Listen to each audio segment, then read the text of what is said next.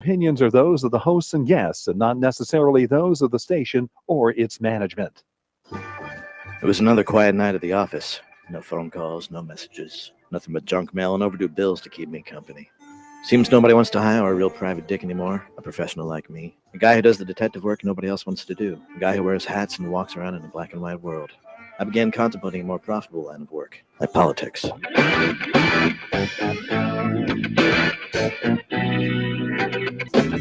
We are the show you want to know. It's time to talk to you.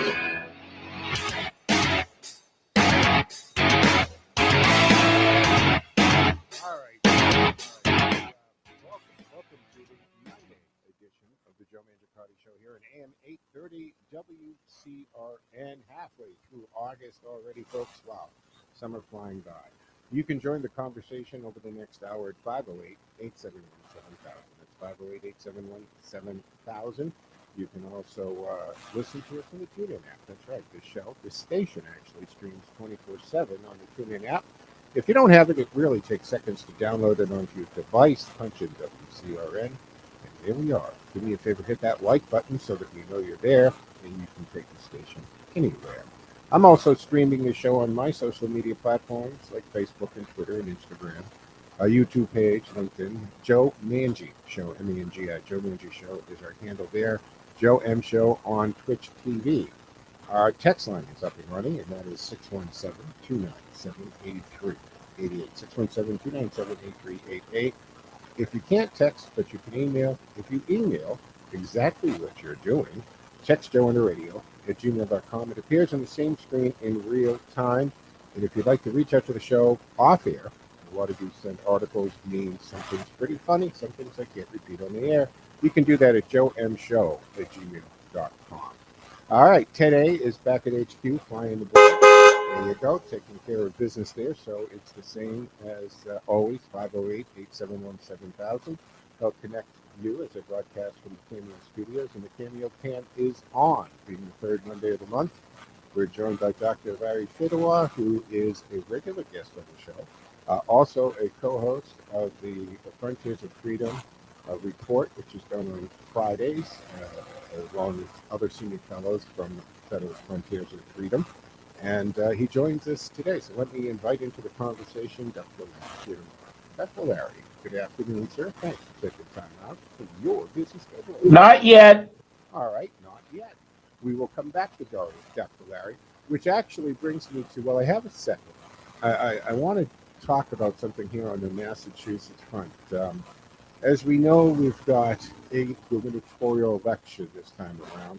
And of course, it looks like, Maura Healey would be the Democratic nominee. We've got a Republican face-off. But going forward, Mass Fiscal has responded to Maura Healey's TV ads because she's claiming she could have cut taxes. And she says in her Your guest is on. As governor, I'll make Massachusetts more affordable. We'll cut taxes. However, as Attorney General, Healey defended the legislature's proposed graduate income tax surtax amendment, and if that was to pass, that would increase the state income tax by 80% for some small businesses and high-income earners. Now, this spring, Healey even went so far as to defend the legislator's misleading wording of a ballot question in front of the state's highest court. Now, according to Mass Fiscal Alliance, the deceitful wording is a hope to fool the public into believing that the tax hike will result in additional spending for transportation and education needs. But in reality, the legislature cannot be bound by the ballot question. It can easily move funds around, which will not result in additional spending. So, Paul Diego, Craney, and Paul has been on the show before, spokesperson for Mass Fiscal Alliance, says if Attorney General Maura Healey really believes that we can make Massachusetts a more affordable place to live by cutting taxes, then why would she want to raise the income tax by 80% on small businesses and high income earners? Attorney General Healy and other proponents of the income surtax amendment may find the facts regarding their tax site amendment uncomfortable. But they are the reality. Most of the people who pay this tax will only pay it one time in their lifetime, likely when they're selling their home or a small business that they built, or they're getting ready to retire. So the subject to appropriation line in that amendment means that there are no guarantees or accountability where new tax dollars will be spent. So we're essentially writing the legislature a blank check. So we'll have more on this, and we'll hear from Paul in a later show directly. We'll talk to him about this, and we'll keep an eye on this. And of course, we're going to keep an eye on the gubernatorial election. I believe Doty will be joining Political Thursday this week, so you'll have a chance to talk to him and maybe even call in to Jerry Doherty and myself on Thursday morning during Political Thursday and have a chat there. So let me now invite into the conversation Dr. Larry Fedewa, as I promised. Dr. Larry, good afternoon. Thank you for taking time out of your busy schedule and joining us today. Well, you're always welcome, Joe. Excellent. There's a lot to talk about. I thought that we would break it down into some different sections here. First of all, Dr. Larry, many people have been reading your columns and articles over the years, and you just recently signed off on the last show with you and Tom Donaldson on the Bachelor Radio Network, and I'd like to get into that in a minute. But before we do that, there's a couple of things I think I'd like to get your take on and see what you have to say about it. First of all, Salman Rushdie was attacked when he went to give a speech the other day. And I mean, I remember I was a young guy in this business when the fatwa was issued on this guy because of his books, right? He wrote a book. He spoke out against the prophet. I mean, he went into hiding.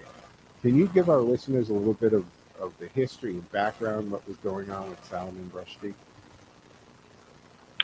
Well, he wrote this novel, which was really in. I haven't read it in any detail. I've just read summaries of it, but it does not appear, in general, it does not appear to be anti-Islamic at all. In fact, it's quite complimentary to it, and it has its mythology. It's kind of like a science fiction novel, except that instead of scientific creatures, they're mythic creatures. But anyway, nevertheless, the mullahs in Iran really took exception to it, especially the head man there at the time. And they then said that he had been an apostate, and he had to be executed as punishment. And he's lasted all this time most of the time in the UK. Then he came back over to the United States recently, and he was never really attacked before. He was threatened all over the place, but never attacked. And all of a sudden, last week, this kid comes at him with his knife, and he hits him. He cuts him many times. I didn't quite get the details of it, but well, apparently he'll be blinded one the eye. thing is that nobody knows where this kid came from, and even in Iran, they're saying that he's not with them, although you'd expect him to say that anyway. So, well, apparently he'll be blind in one eye as part of the result. Yeah. Because it was quite. I mean, it was punching, but it was the continuous stabbing that this kid was able to get into it. Now, back when Satanic Verses came out, the book, Iran issued a fatwa on him, and that is basically a green light to execute this man on sight all over the world. It's calling radical Muslims to kill him at first possible chance. I mean, so he spent, if I'm not mistaken, a good number of years in hiding. 35 years, I think.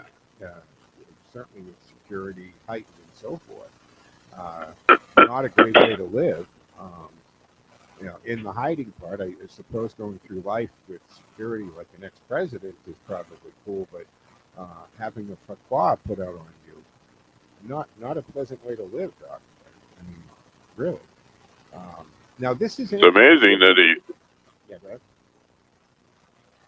Yeah, it's just amazing that he never really got attacked before. It seemed like at the time, we all thought that, boy, these guys, they're going to get him one way or another, but they never did until now.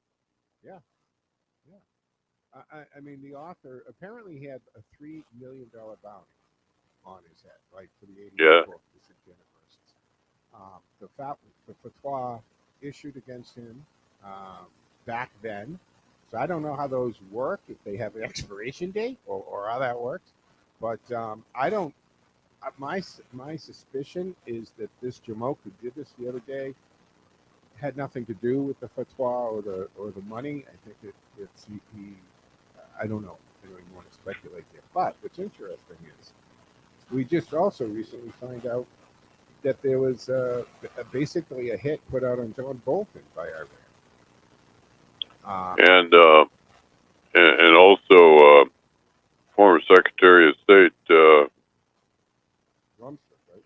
Or no. not Rumsfeld. Yeah, John. It slipped my mind. It was John Bolton is one of them. Is this coincidence? I mean, why all of a sudden you've got, back to Salman Rushdie, we find out that there's this contract out on John Bolton, and we'll pick at a character in a second. I mean, all of a sudden, like is this the new? I don't know what to call it. The new way of doing this. I mean, we're going to have to take a break in a second here. We'll figure out who that name is in a moment, and we'll go from there, folks. But you're listening to the Monday edition of the Joe Mangiacotti Show here on AM 830 WCRN. Our guest is Dr. Larry Fedewa, who joins us monthly here, and you can hear the doctor and I on the Frontiers of Freedom report, now released on Fridays every week as well. Those links are up on my social media platforms. So stick with us. We'll be back on the other side.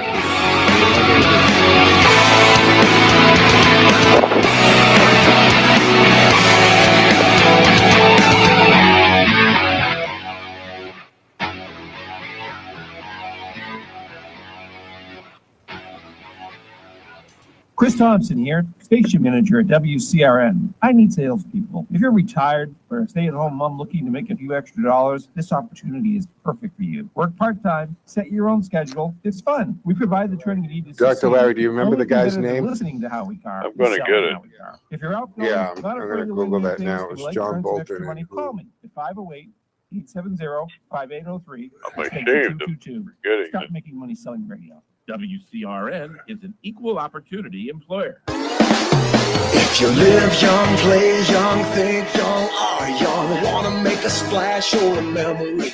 The Whale's Tail, New England's favorite water park. Escape the crowds and come to the mountains for an experience that other water parks simply cannot offer. Better rides, better experience, better value. Picnic lunches are welcomed and parking is always free. Reserve at whalestailwaterpark.net. Catch the wave, catch the wave, catch the wave, catch the wave. Whale's Tail Water Park Wave. WCRN gets results on radio. This is Mark Altman from Mindset Go. Special thanks to WCRN. When I tell you they have helped me get the word out in my business, they really have. Thank you so much for helping my business grow. WCRN gets results on radio. Call 508-870-5803, extension 222. That's 508-870-5803, extension 222. Or visit WCRNradio.com. Testimonials stream in daily describing the many benefits found with CBD Bionaturals. One benefit is improved sleep. During sleep, your immune system releases proteins called cytokines, needed to fight infections, inflammation, and stress. That's right, proteins you need to fight infections, inflammation, and stress just when you need it most. With 100% satisfaction guaranteed. Go to cbdbionow.com because now is the time to improve and protect your health. That's cbdbionow.com. This is the Joe Mangiacotti Show. We are the show you want to know. It's time to talk to Joe. All right, folks, welcome back to the Monday edition of the Joe Mangiacotti Show on AM 830 WCRN 508-871-7000. Join the conversation. 508-871-7000. Our guest is Dr. Larry Fedorov, who joins us on a monthly basis here, and we were talking about going into the break that Salman Rushdie was stabbed the other day, and this is just 30 years after his book, Satanic Verses, came out. Ayatollah Khomeini issued a fatwa on the guy, and then, recently, semi-official Iranian Foundation posted a bounty for the $3 million for killing that author, Salman Rushdie. So they aren't really taking credit for this, but they're praising it that happened. And as I was posing the question, that it's interesting that after 30 years, an actual physical attack happens in Salman Rushdie, when we find out that there's also a contract out on Mike Bolton, and Mike Pompeo was the other former cabinet secretary I was trying to remember. Is this the new terrorism? Is this the new way that they do? I mean, why all of a sudden are we finding out that there are active hits on very former high-ranking American officials? And talk about an old score. I never quite understood the reason for the fatwa in the first place. As you said, it doesn't really. It's not really. It's a piece of fiction, isn't it? I mean, it's about coming in and that there's one God and they experience the stuff. So I never understood that when this was happening. What was so bad about it? But we've also seen instances of violence for anybody they perceive as making fun, right, of the prophet. There was a French paper, right? Remember, that was gone. There was a school teacher wasn't beheaded by a student because they showed a meme or a cartoon. So there has been serious violence in the name of Muhammad and the prophet because of extreme Muslims. What's going on now? Do you think that this is something that we're going to see more of? Well, I'll tell you the truth. I think that Iran is the leading state of sponsoring terrorism throughout the world, actually, and of course they're very concentrated on their own neighborhood also. But I think that the factor of in the United States, at least, of so much violent crime happening is almost an invitation to the terrorists of the world to get in on the fun. And I think that there's a lot of terrorists that are coming in on the southern border, and that's not an accident. So following the predictions of a lot of other people, that we're going to be facing more organized terrorist attacks in the next few couple of years than we have in the last couple of years. It's almost inevitable with the kind of people that are migrating into the U.S. under the guise of being political, immigrants.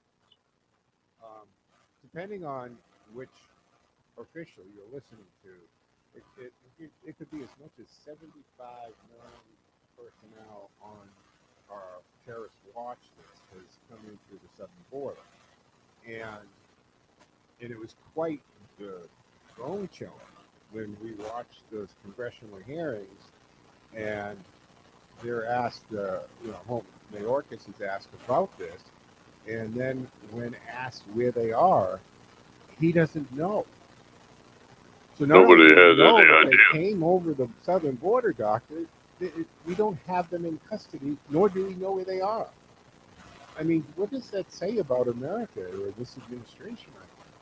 I mean, that was bone chilling for me to watch that portion of that congressional. I mean, how does that happen? I personally think that it's just one other example of the naivete and the myopia of the current administration. These are people that they have one idea, and they now are in a position of power to implement it. In this case, open borders. So they think, okay, what do we have to do to make open borders? They never have any thought, not even the shadow of a thought, about what the consequences are, or what the other additional unintended consequences are, and so they don't do anything. All they do is destroy. I think in this case it was more a case of destroying what Donald Trump had erected in every case, and including protecting the border.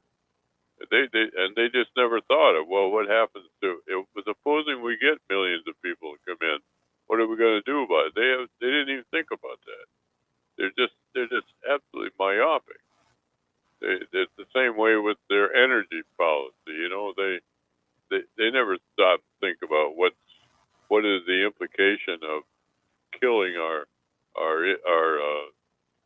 energy industry, and what all the consequences of that are. All these think of is, well, we've got to stop fossil fuels, so let's do it every way we can. And it's a form of insanity, really. It's a fanaticism at its worst. And when it comes to the energy policies, the new energy policies, because we went under the Trump administration pretty quickly to energy independence, energy export, and Joe Biden, was able to reverse that and destroy that relatively faster than Trump was able to put it into place by simply undoing anything Trump did. And I agree with you. The mentality that's in there was just the fact that if it had Donald Trump's fingerprints on it, they needed to wipe it and wipe it away.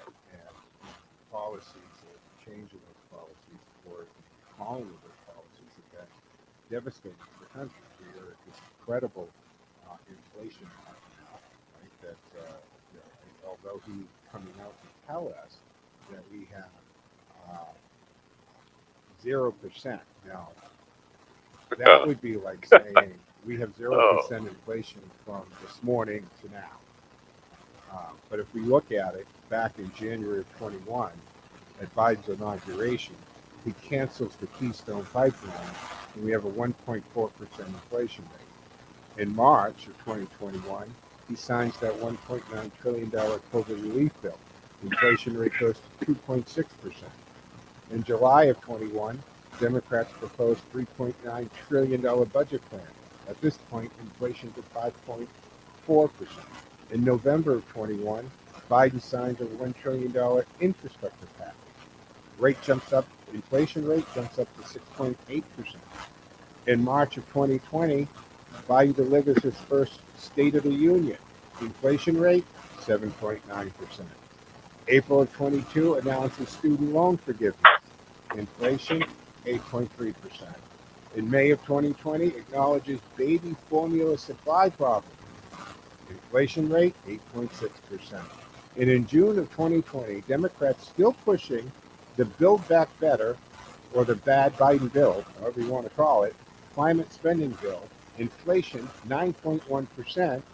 And July of 2022, this past July, $739 billion tax and climate change spending bill, regardless of what they want to call it, we're at 8.5%. And we know that inflation numbers are based on year after year, not hours ago or last month. So other than being gaslighting the country with this 0%, doesn't anyone in the administration say you probably shouldn't say that because you're not fooling anyone, Mr. President? Or is he literally just reading what they put in the document? Well, I guess you're probably aware of my ideas about this. I basically was the first one to say that this is going to be the Manchurian candidate for president. And now that we've got the Manchurian candidate as the president, I'm more and more. I have more and more company saying the same thing, namely that we have that the Chinese have so much evidence and so much such a very complicated plan to undermine the supremacy of the United States in every aspect of it, that our president, I'm afraid, is in the position of doing what they tell him, and I don't think that they call him up and tell him what to do. I think that there's some people in his organization that are doing that. I suspect that this poor man, in his sort of mild way, is not even aware of the origin of some of these ideas that he puts into practice. But in my opinion, the Chinese are calling the shots all the way to the presidency of the United States, and I think that if that doesn't stop pretty soon, they are going to, through using him and his administration, they're going to destroy our republic. Well, I know that sounds like a conspiracy theory, but there's more and more evidence. There is plenty of evidence of this, and it goes to their multi-year plan of infiltrating of corporations or academi, flooding this country with drugs and fentanyl, which is an organized strike, and it's hitting 18 to 44-year-old males the most. We can continue with this and talk a little bit about this, and then we'll switch gears in the later part of the interview. So we have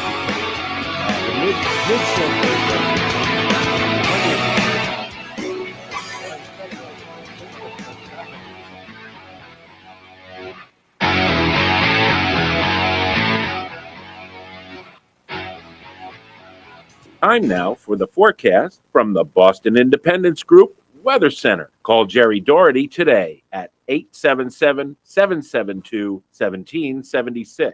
Retirement is within reach. I'm meteorologist Sherry Spear, and here's the latest Boston 25 weather on radio 830 WCRN. We're going to keep it partly sunny for the afternoon today and likely dry as well, with high temperatures in the lower 80s. If anyone's headed to the coastline, you're going to find the beaches a little bit cooler in the upper 70s. All things considered, like seasonable, pleasant. That lower humidity feels incredible for today, and we've got some very slight shower chances that we're monitoring for the middle of the week. I'm meteorologist Sherry Spear, and you can hear Boston 25 live for the morning drive weekdays on AM 830 WCRN. Dr. Satya Mitra has journeyed from a childhood of poverty and homelessness to a successful career as a financial advisor, motivational speaker, and community leader. Now inspired by his guru, he uses his experiences to positively affect the lives of underprivileged people. We strive to house our blindness, poverty, homelessness, female empowerment, and good citizenship initiatives within the Joy Guru Humanitarian Center. If you wish to contribute or know of deserving persons or initiatives that could use our assistance, please contact us at 508-641 8441. You're on your way home and you get the call. We need milk. And how about some snacks to watch TV tonight? Where do you go? No matter where you are in Central Mass or Metro West, you can find what you need at a Yatco Food Mart. Not to mention great gas prices. You can fill up the gas tank and get all your snack needs as well as milk and all at competitive prices that won't empty the wallet. Yetco Food Mart, serving you best for over 25 years. Yetco. Think your child might have swallowed the wrong medication, gotten into your household products, had a reaction to a bite or a sting? Call the Poison Helpline first for fast, free advice from medical professionals. Call 1-800-222-1222 anytime, anywhere. Save the number, save a life. Brought to you by the U.S. Department of Health and Human Services. This is the Joe Mangiacotti Show. We are the show you want to know. It's time to talk to Joe. All right, folks, welcome back to the second half of the Monday edition of the Joe Mangiacotti Show here on AM 830 WCRN. And our guest is Dr. Larry Fedewa, who joins us on a monthly basis. And going into the break, we're talking about China. And here's the setup on this, or basically the recap of this. And I've said this on the show before, folks. By the way, you can join the conversation at 508-871-7000. That's 508-871-7000. If you don't realize that we're in war with China, and I'm not talking about the Cold War, they're actually in an active war. We just don't know it, or we aren't officially recognized. But they have for years been infiltrating our corporations and our universities. They've been getting these teachers and professors on with money and labs and things of that nature. They've been stealing our intellectual property. There was the tape that was smuggled out of China where they have one of their instructors explaining to their intelligence staff that there's nothing you can't get from an American either with money or a honeypot, one of the two, as we saw with Swallow. And that they've also been infiltrating the country with fentanyl. And this is coming from China through Mexico and the cartels, who are then doing the production in the labs and getting it over our porous southern border. Plus, on top of this, we had a virus released out of China. I'm not going to debate purposely or not, but it was China originated, and there is no question, there is proof that they took massive steps to stop the spread and control it within their country, at the same time allowing it to leave the country. There was no restriction on the flights out of the country and to get out of Wuhan, but you couldn't get out of Wuhan if you wanted to go to Shanghai, say. But certainly go out to the rest of the world. Even if it was an accident, Dr. Larry, they weren't going to allow it to affect China's economy and citizens alone. They were going to let the whole world suffer from the Wuhan virus as well. When you add all this stuff up and now the recent actions and policies that they've been enacting, on top of buying massive amounts of farmland, agricultural land, and a lot of it near military bases in this country, isn't there anybody somewhere in our government agencies, intelligence agencies, that can see all of these pieces and put them together and say something? I know Donald Trump started to take some massive steps. He was tougher on China than Joe Biden would ever think of being. But you think that 2.5-hour phone call he had with Xi Jinping, he said anything about fentanyl or the virus at all? I doubt it. Well, don't forget the other side of it too, and that is that the technology revolution made, particularly the digital aspect of that, had made the possibilities of exporting the manufacturing and all of the and all of the huge market that China represented for American banks and American financing, and as well as every kind of high-tech thing you can think of. I began to wonder how come we could be having a pandemic and a lockdown in America, and the Wall Street was just still going crazy. And then it finally occurred to me that most of the major new businesses, the whole new multi-billionaire class of individuals and companies in America actually got there because of the business, because of the Chinese market. And if it was let's say Amazon or Walgreens, Walmart, you look at the cheap labor they had of manufacturing all these goods that came over here and undersold all of the Main Street retailers. Then you look at the high tech, and you look at Apple, for example. Apple is entirely, all of their production is in China, and the same thing is true of Microsoft and Alphabet, and they've expanded now into Europe, but all of their manufacturing is still pretty much done in China. And then you have all these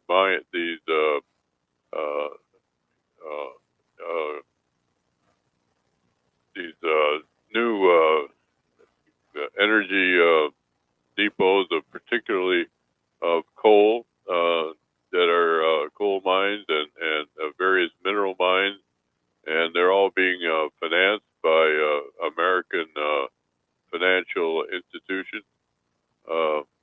When I heard Jamie, the head of Chase, and he went on this rant about all of the problems that we have with China, and they said to him, well, if you really look, Jamie Dimon, if you really look at the future, however, how do you see the American and Chinese relationship?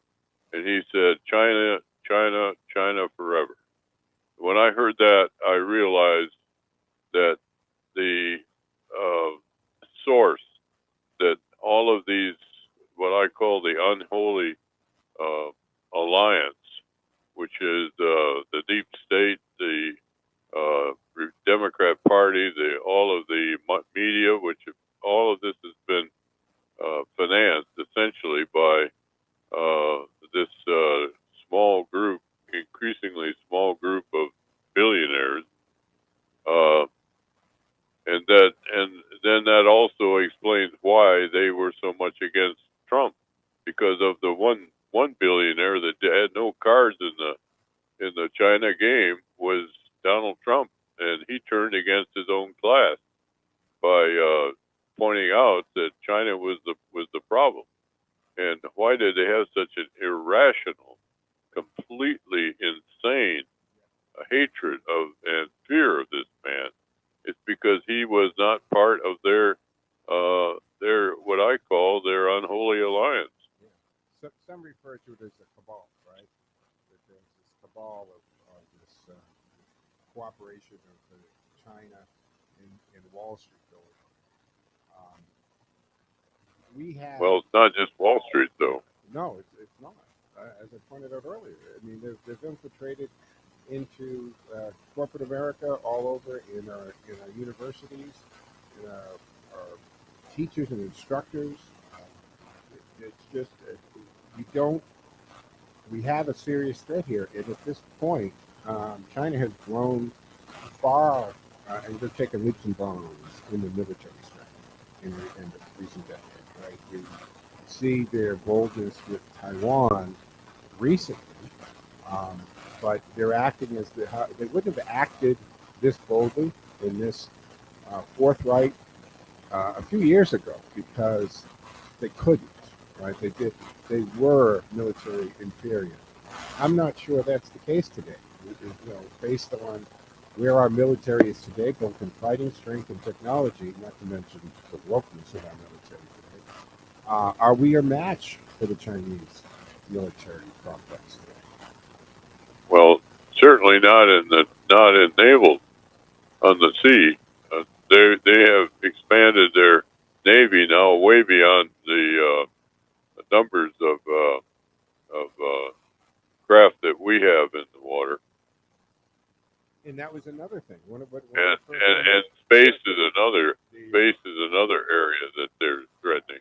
So two things there. I mean, this thing is serious. It is serious because one of the first things Donald Trump did is he gave a facelift to our military, right? He put a great deal of money and brought online new battleships, new aircraft, and created the Space Force, which the left and the media were very quick to make fun of and a joke about it. But it's a very serious issue because just like people like, Billy Mitchell and so forth proved the superiority of air back in World War II and post-World War I to the Navy, we have to look to space today, where China now has a lot of dominance in space. They're saying they're going back to the moon and take the moon away from us, right? They're going to claim the moon, even though we agreed nobody was going to claim it. And they have the ability to literally pick satellites right out of the air, right out of space. So when Donald Trump created the Space Force, he made the point that we needed that's the future of fighting is going to be up there, going to be taking place there. And they made fun of the guy. And it's a very serious issue because if China has superiority in the Navy and superiority in space, what can we possibly do to counteract that without getting our style, without getting in gear, basically, right? Yeah. Plus, they've got a immense infantry too because of the all the population they have. It's just, I mean, we're looking down the barrel of a gun, and unfortunately the person on our side who might be should be the bulwark of our defense is, I'm afraid, is beholden to the enemy. Yes, very much so. Well, I'll probably be getting the FBI all over my house now, but I think there's some dossiers already in place, probably from both of us at this point, that Dr. Larry would say. We got to go to a break very shortly. I just wanted to point out something before we do. When we come back, we're going to talk about your last sign up for the show and so forth. But before we go to break, I just wanted to put out there, because this was interesting, the Florida Sheriff is equipping school resource deputies with large rifles, new style tactical uniforms on school campus in Brevard County following the school year that ended with the Uvalde mass shooting. So maybe this is going to be a trend that we see where they actually have well-trained armed officers in schools now. But we have to take our third and final break, and we'll be back with our fourth segment with Dr. Larry Fedorov as we continue with the Monday edition of Children's Stick with us.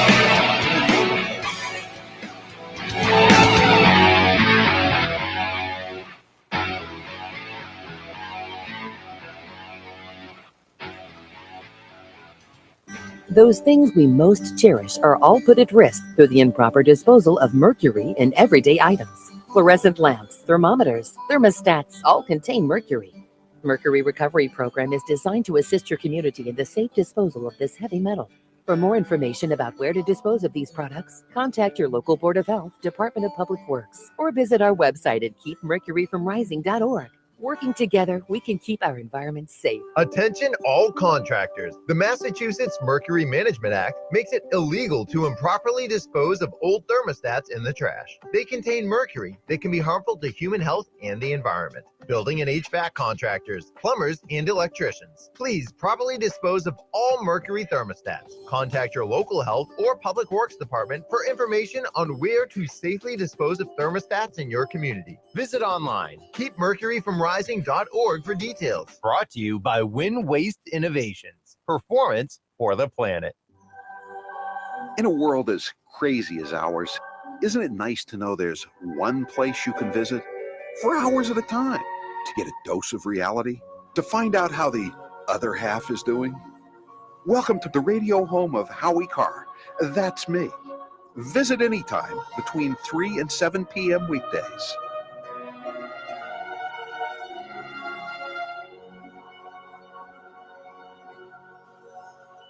Looking to up your bourbon game? Larceny Wheated Bourbon is the key. It's an award-winning small batch bourbon made with more wheat for a smoother taste. Get caught in the act. Larceny Wheated Bourbon, Bardstown, Kentucky. 46% alcohol by volume. Think wisely, drink wisely.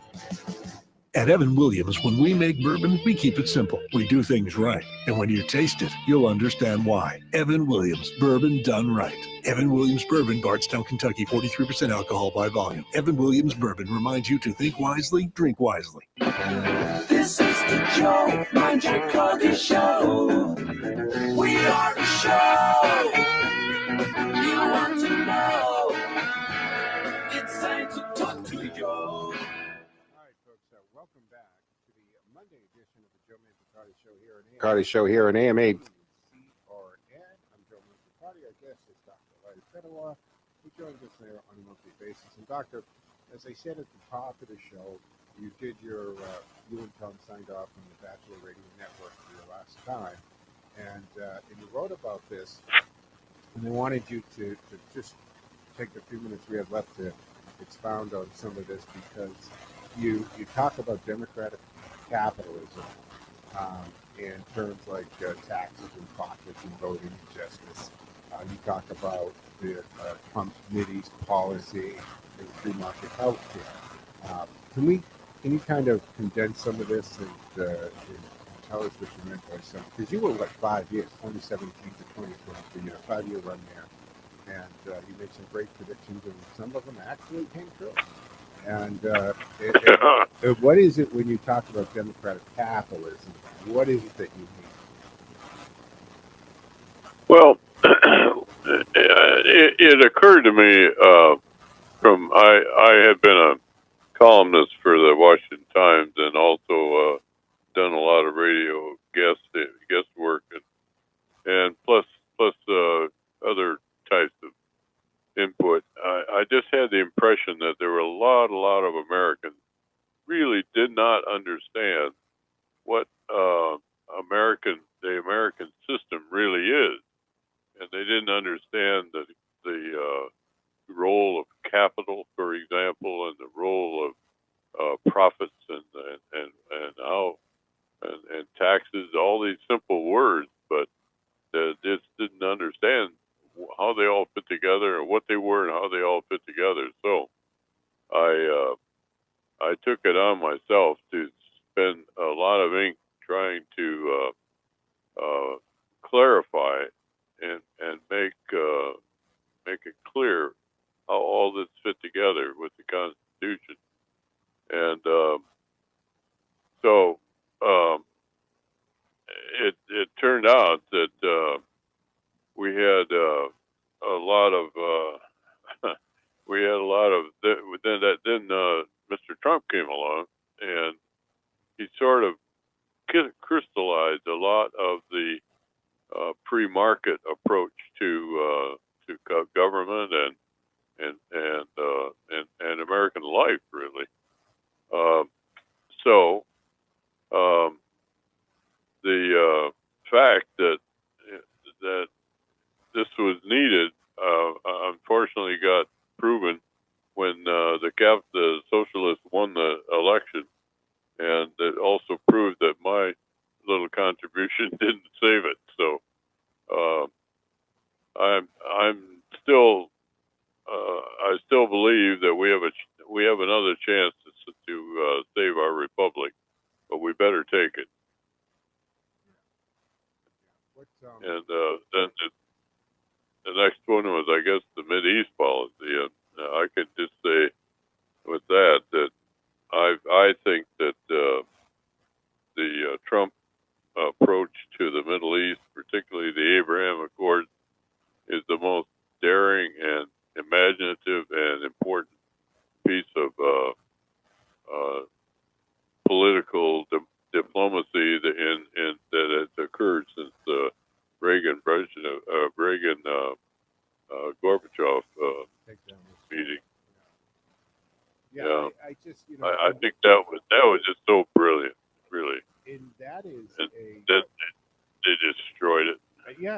perfect example of if it was any other president who was behind the Abraham Accords, who were able to get these people at the table and even get flights right to Israel and Saudi. I mean, this was incredible progress being made.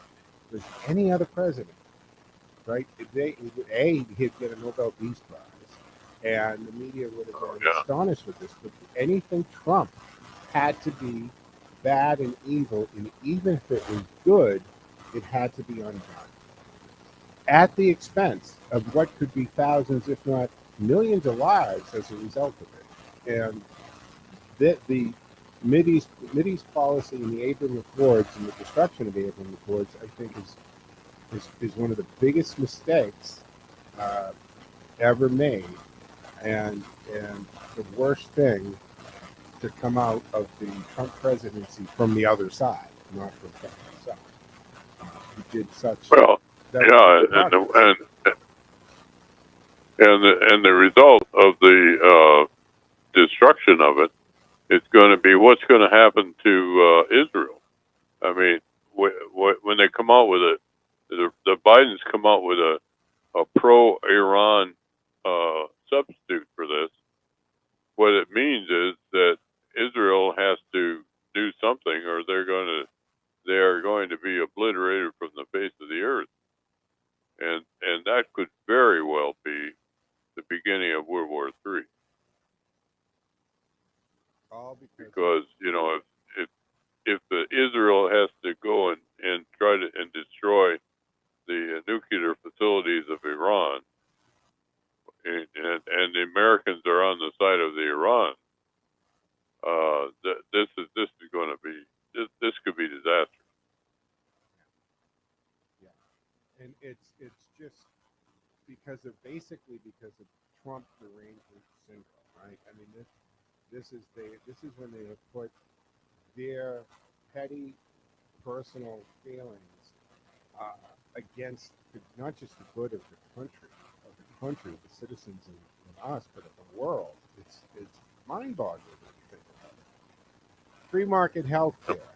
This is a topic you've talked quite a bit over your 10-year economy. Yeah, I designed an outline really of what.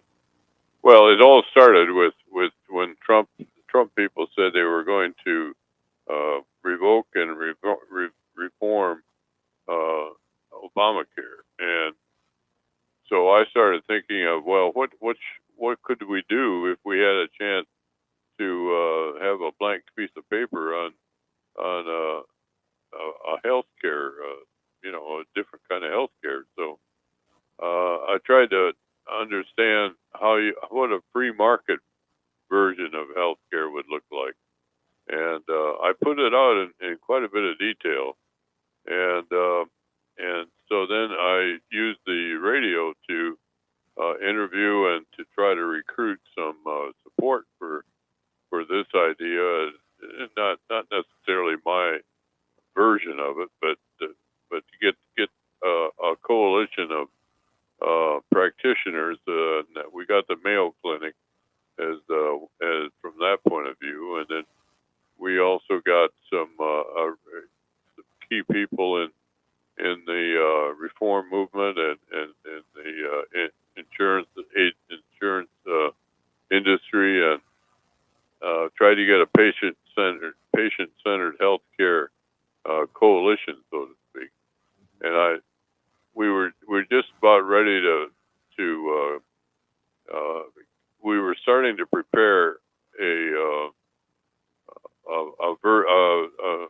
strategy for, or at least particularly to document a strategy for congressional use.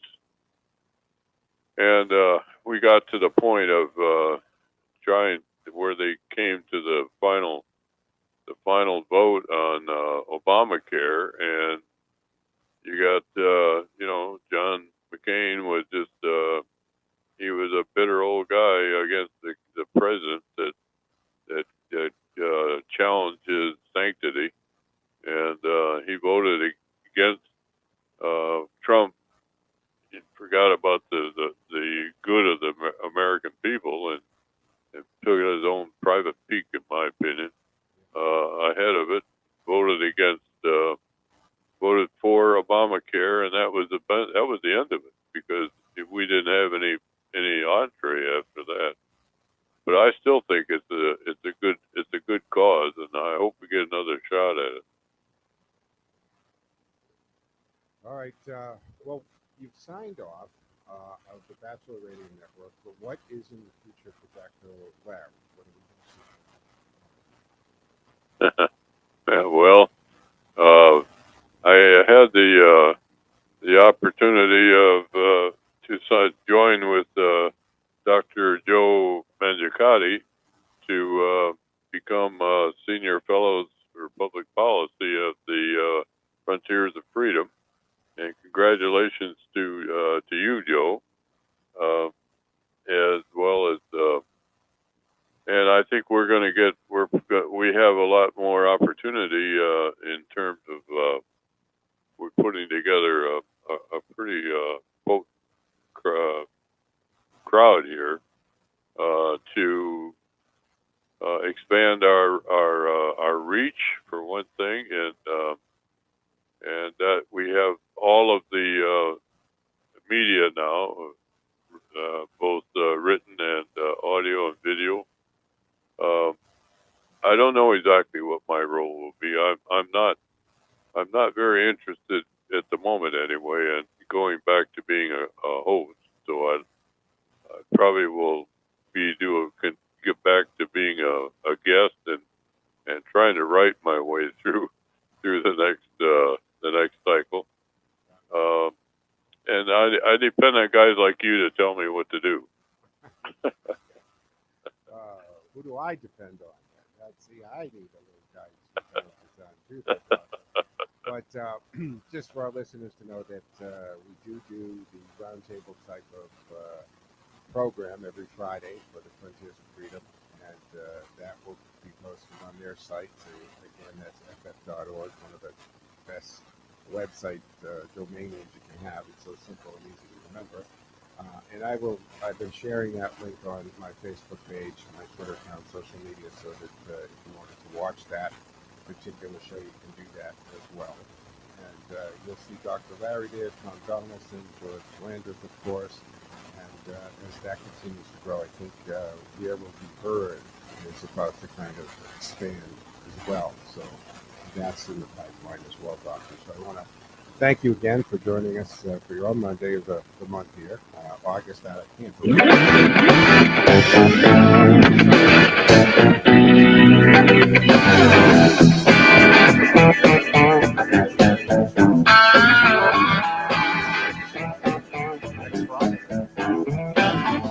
Yes, sir. All right, folks, that will wrap up. Bye-bye.